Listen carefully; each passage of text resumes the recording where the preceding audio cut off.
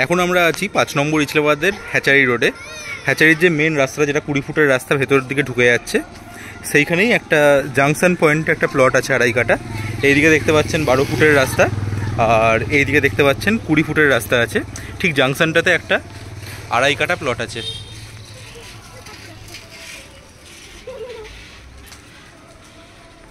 দেখছেন পুরোপুরি boundary wall দিয়ে ঘেরা আছে, তো লিটিগেশনের সম্ভাবনা কিছু নেই। পেপার টেপার একদম ওকে, লোন হয়ে যাবে। বাস্তু করা আছে জায়গাটা, এবং জায়গাটার একটা বিশেষত্ব হচ্ছে 2 দিকেই মোটামুটি ফ্রন্ট সমান।